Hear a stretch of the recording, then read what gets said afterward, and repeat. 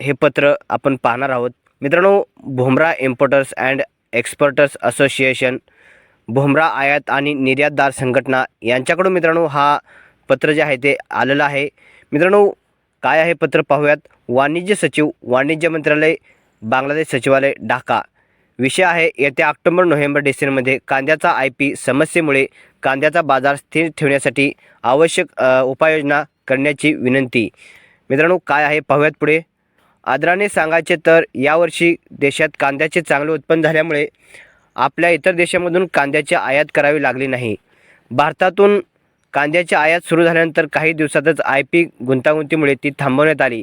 परिणामी ग्राहकांना बाजारातून 70 ते 80 रुपये प्रति किलोने कांदा, देशांतर्गत कांदा खरेदी करावा लागत आहे. जर बाजार निरीक्षण आणि भारतातून कांदा आयातीची भीती नसती तर साठेबाज आणि व्यापाऱ्यांनी कांदा बाजार कुठे नेला असता हे आपण आधीच पाहिले आहे. जर देशांतर्गत कांद्याचा मोठा साठा हा पुरेसा नसेल तर बाजारावर नियंत्रण ठेवणे शक्य नाही. जर देशांतर्गत कांद्याचा साठा संपला आणि परदेशातून कांदा आयात करण्यासाठी IP वेळेवर उपलब्ध झाला नाही तर कांदा बाजार अस्थिर होईल.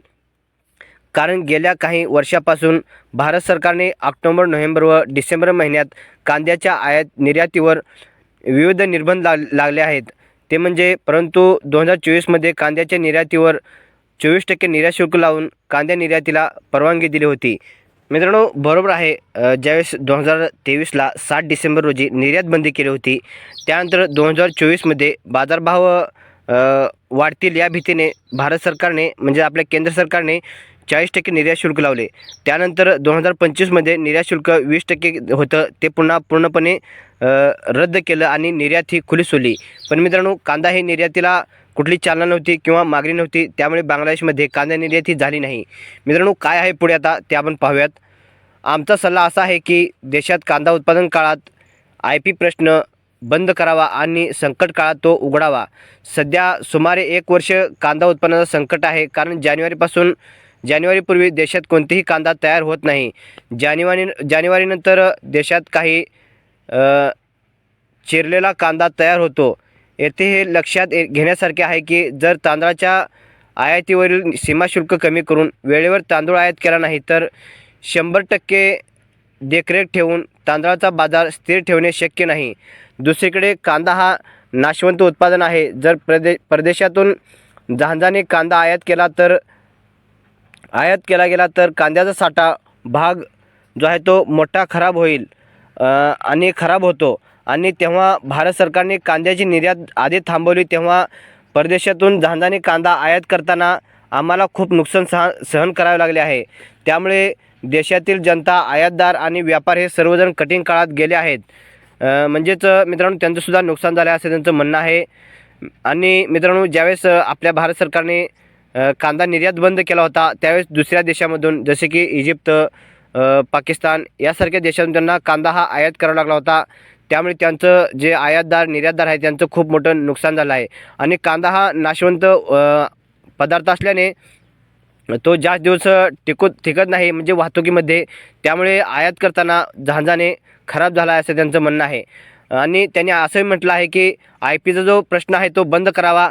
आणि ज्यावेळेस संकट येतं म्हणजेच पुरवठा कमी होतो आणि मागणी वाढते, त्यावेळेस आयात ही आपोआप सुरू व्हावी असं त्यांचं म्हणणं आहे. मित्रांनो, कांदा आयात करताना आम्हाला खूप मोठे नुकसान करावे लागेल असं त्यांचं म्हणणं आहे. आणि आयात आणि व्यापारी हे सर्वजण कठीण काळातून गेले आहेत, म्हणजे त्यांचं नुकसान झालं आहे. आम्ही विनंती करतो की इतर उत्पादनाप्रमाणे कांद्याच्या आयातीवर नेहमीप्रमाणे 2% आगाऊ उत्पन्न कर म्हणजेच AIT लावावा. आम्हाला आगाऊ उत्पन्न कर भरण्यास रस आहे. म्हणून मी तुम्हाला आवाहन करतो की कांदा संकटाचा कालावधी आणि भूतकाळातील संदर्भाचे विश्लेषण केल्यानंतर तुम्ही कांदा IP समस्या बंद करण्याऐवजी तातडीच्या गरजांसाठी उघडण्याची आवश्यकता असल्याने उपाययोजना कराल. भविष्यात देशातील कांदा उत्पादनांचा पुरवठा आणि बाजारपेठ नियंत्रण राखणे हे तुमची इच्छा आहे. तर मित्रांनो, हे जे निर्यातदार संघटना आहे, आयातदार संघटना आहे, यांनी हे पत्र लिहिलेलं आहे. मोहम्मद अहिदुल इस्लाम, जनरल सेक्रेटरी, आयातदार व निर्यातदार संघटनेचे अध्यक्ष आहेत. यांच्या माध्यमातून हे पत्र जे आहे ते लिहिलेलं आहे वाणिज्य मंत्रालयाकडे, बांगलादेश सचिवालय, ढाका. मित्रांनो, यांचं म्हणणं असं आहे की येत्या ऑक्टोबर आणि नोव्हेंबरमध्ये डिसेंबरमध्ये कांद्याचा बाजारभाव हा वाढण्याची शक्यता आहे आणि त्यांना काळजी आहे की सरकारला सुद्धा की कांद्याची आयात जी आहे ते करावी लागणार आहे. कारण बाजारभाव तिथे 70 ते 80 रुपये झालेले आहेत. या दराने सध्या कांदा तिथं खरेदी केला जातो आहे. मित्रांनो, जर बाजार निरीक्षण आणि भारतातून कांदा आयातीची भीती नसती तर साठेबाज आणि व्यापाऱ्यांनी कांदा हा स्टॉक करून ठेवला असता आणि आणखीन कांदा हा तुटवडा निर्माण करून आणखीन बाजारभाव वाढवले असते. पण सध्या भारतामधून कांदा हा टप्प्याटप्प्याने थोडा थोडा होणार निर्यात होत असल्यामुळे तिथं परिस्थिती आहे ते नियंत्रणात आहे असं व्यापारी यांचं, निर्यातदार यांचं म्हणणं आहे.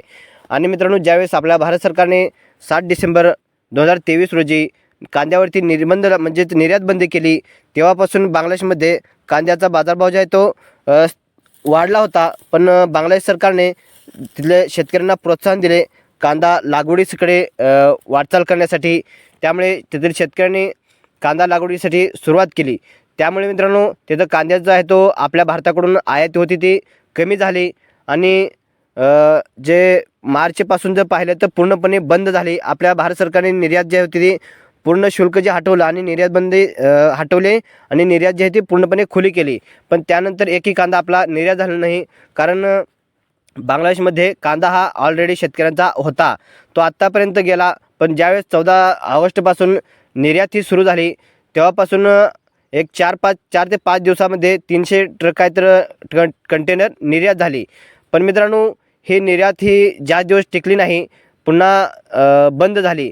कारण मित्रांनो, IP परवाना जो आहे तो जास्त टन आयातसाठी दिलेला नव्हता. त्यामुळे लवकरच हे टार्गेट जे होते ते पूर्ण झालं आणि निर्यात ही पुन्हा बंद झाली.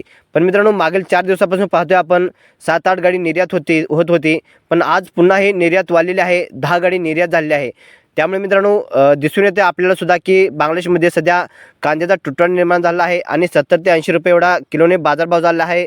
त्यामुळे जे आयात आणि निर्यातदार आहेत यांनी जे सचिवालय आहेत, बांगलादेश सचिवालय ढाका येथील, त्यांना पत्र लिहिलं आहे की लवकरात लवकर उपाययोजना करा. कारण बाजारभाव वाढण्याची शक्यता आहे आणि नवीन IP समस्या निर्माण होत आहेत असं त्यांचं म्हणणं आहे. लवकर IP जारी करावा आणि कांद्या आयातीसाठी प्रोत्साहन द्यावं आणि परवानगी द्यावं असं जे आयात निर्यातदार बांगलादेशमधील जे बॉर्डरवरचे आहेत असं त्यांचं म्हणणं आहे.